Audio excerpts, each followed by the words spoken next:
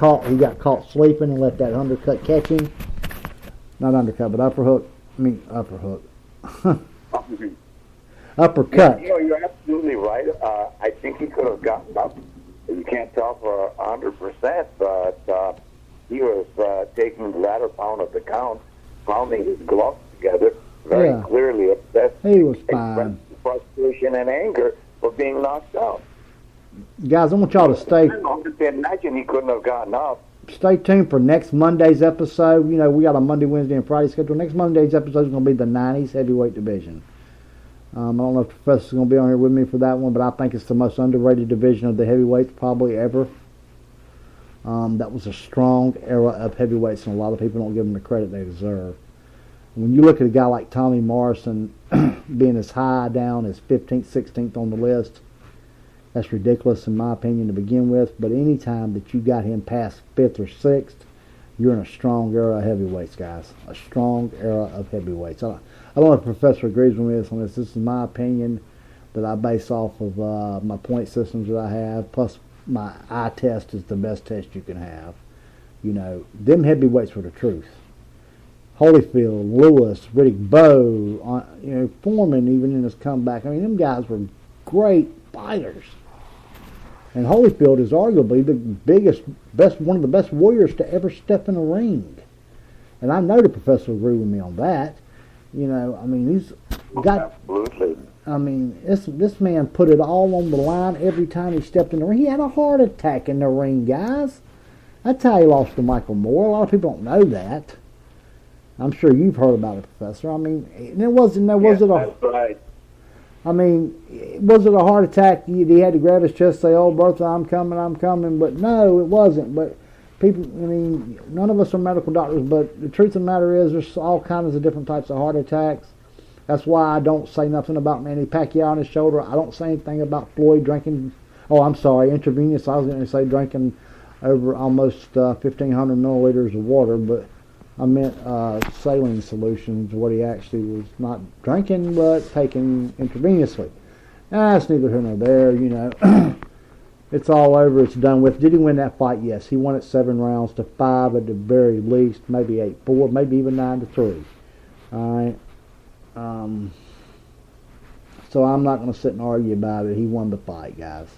Plain and simple. Does he win the fight if Pacquiao's fully healthy? We don't know.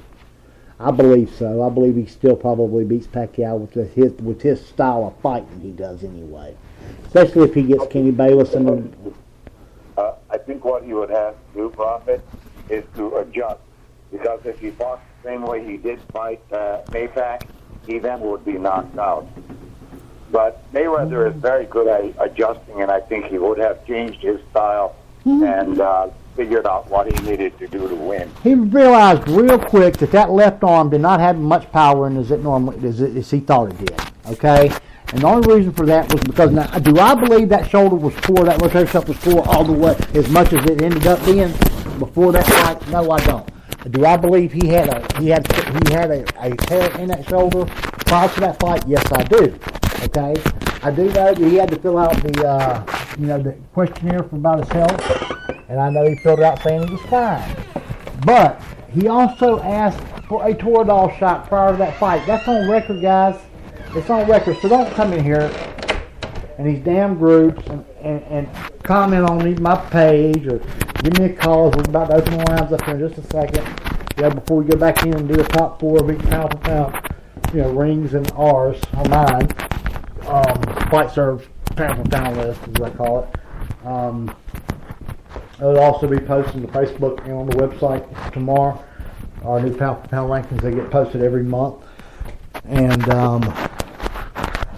so don't come in here telling me all this and that, and and he wasn't hurt and he just faked it. Listen, fellas, this guy loses his damn medical license if that's the case. And that doctor is not getting ready to lose his medical license because of Manny Pacquiao. He didn't know Manny Pacquiao from Adam prior to that, okay? That's the truth of the matter. This guy's still practicing. Let me just point out that the doctor you're talking about is Neil Al-Akrashi, and that he is such an eminent orthopedic surgeon that he operated on Kobe Bryant and some He is considered the second best in the country. And I'm also going to give you another bit of information that I learned personally because I looked at the medical records. A double mastectomy at St. Luke's Hospital in Houston cost $498,000. That's for the surgeon alone. It doesn't include the anesthesiologists that stay in the hospital and all sorts of other things. I don't know the exact amount that a really, really good orthopedic surgeon charges, but it's probably very comparable. And a man like that would not be capable of being bought for something as stupid as giving Pacquiao an excuse. And Pacquiao wouldn't buy an excuse at a price that high and then barely use it. Exactly. 100%. About 3 sentences about it, and that was that's the day when he was about to go in to get the surgery. So that's absolutely insane. But I've actually written most of an article about it. I still need to get a little bit of additional data to make it really complete. Well, I would love for that one to hit the webpage or whatever, website or whatever. Guys, if y'all see any article that's on our Facebook page or website, you have no rights to them articles. They're sole possession, sole property of the editor-in-chief of Pfizer, which is one Mr. Peter Nagy. All right, they're in his possession. They belong to him, although they're not for public. They're not to be rewrote, reused in any way, shape, or form. Now, can they be shared via social media? That's up to him. Okay, and he can post with each article whether he allows you to share it or not. You know, the Darnell Boone article got shared quite a bit, and that was one of our in-house fighters, so we kind of wanted that one shared. You know what I'm saying? But if he writes an article, then it's at his discretion whether you're allowed to share it or whatever. You are allowed to read it. We ain't going to stop you from reading it. But the reason I say this is because articles are also, you know, we have the capability. I have a contract with Ring Magazine and one with ESPN, the magazine, that says that if they like the article, they get to buy it. You know what I mean? So, and the professor's not just in this because he likes to talk about boxing. Okay? I mean, I know most people don't make no money doing these podcasts and stuff, but I mean, we're in this to, you know, I didn't expect it to take off like it has, and it has taken off, and I'm proud. I'm happy. I'm getting to do what I love to do. And it kind of still amazes me. I mean, hell, we didn't make a lot of money off that one show, the first show we run commercials on, but hell, we got paid to do it, and we were just having a good time talking about what we love to talk about.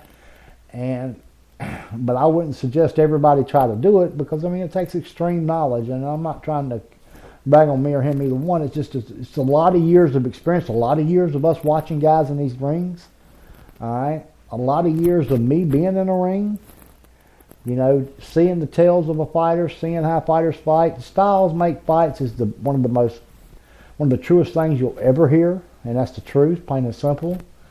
We're going to get back to this. Is boxing dead? No, boxing's not dead, guys. Will it suffer a drought period like? Probably so. It always has when a big star left. Now, Mayweather probably is the biggest star to ever leave the sport. Will there be another $800 million man or right at $1 billion man?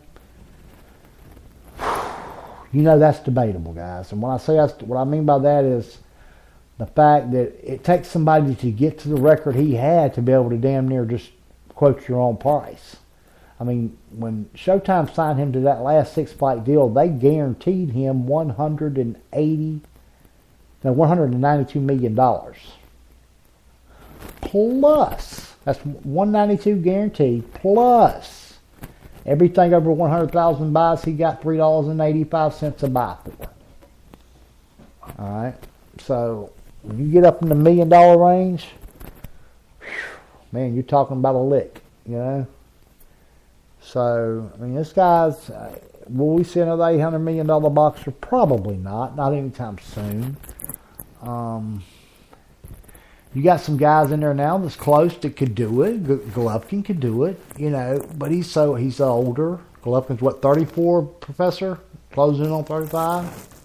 Oh, he's closing in on 34. Yeah. All right, you got Kovalev. Kovalev. Now, I don't think he doesn't have the power. Should he even go on and beat Andre Ward, I still don't believe the buying power will be there for him, okay? That will end up being there for Golovkin, because when Golovkin beats Canelo, if Canelo ever gets in that ring, his stock rises drastically. Canelo is the king of pay-per-view now, guys. Without Mayweather, he's the king of pay-per-view. Now, I know you say Manny Pacquiao's still out there, but I promise you, Canelo Khan, for every 2 buys that Pacquiao Bradley does, you can count 5 for Canelo Khan, and you heard it here first. So if they do 200,000, guarantee 500,000 for Khan Canelo. I see Khan Canelo doing 1.5 million buys. Is it the better fight of the two? Why, hell no, it ain't even close. Is it better than Porter and Thurman? No, it's not as good a fight as Porter and Thurman is, in all honesty, not in my opinion. But I do believe it'll do more buys simply because of Mexico being behind Canelo. And Khan pulls a lot of fans, believe it or not. I mean, he really does. In the UK and America is about the only 2 places you really have pay-per-view as big, you know. You get over in Mexico, Boxeo covers this stuff for free. You don't have no pay-per-view. It's not pay-per-view. Puerto Rico, there's parts of Mexico that it's not free. And don't get me wrong, I found out when I was in Cancun one time that it's not always free there. Yeah, it's a tourist town though. But if you're able to listen to it in Spanish, you can watch it for free pretty much. You know, I can watch it for free here at my house now, most of them. But I just don't understand what the hell the commentators are saying. I ain't gonna lie to you. But I don't know. I'm not sure who's. Let's see. That fight will be carried on HBO. I think they're gonna do it on HBO. Canelo Khan, which I know they are, because Khan just don't have the power to be able to say no. It's gonna be a Showtime fight. You know, even though he's a Showtime fighter. There is one other thing I want to touch on, Professor. You know, we did the Kovalev Pascal fight before our last episode. And you don't think boxing's dead. I don't think boxing's dead. I do think we're going to hit a drought period. All right. Do you think so, maybe, Professor? Yes, I do. And speaking of Kovalev, I think that he's hurt himself with some of those really senseless comments he's made that sound very racist. So I think that to be a really, really giant megastar, he's not going to do it. Exactly. That's what I was getting ready to say. That was my point about it. To pull that off correctly, he's going to have to be either a likable guy, or he's going to have to be a villain, but a different kind of villain, not a racist villain. Yeah. A totally socially insensitive one won't make it. I don't believe that he's so much racist as he is just plumb insensitive to what the world thinks and what people think in this country. You know what I mean? That's what I believe it has. I said socially insensitive. Yeah. Is that what you said? Yes. That's identical to what I just said. I wish I'd have heard you. I wouldn't have to repeat you, huh? Because I repeated you verbatim, didn't I? He just simply doesn't have the social sensitivity to pull this off. No, I agree with you. And, you know, bless John David Jackson's heart. He's tried. I mean, he has. But Gennady Golovkin does. Oh, yeah, Good Boy does. Good Boy has it. The man's almost a politician, you know? He's going to do Mexican style. And, big drama show. A big drama show for his friends in the U.S. Yeah. But he could do it.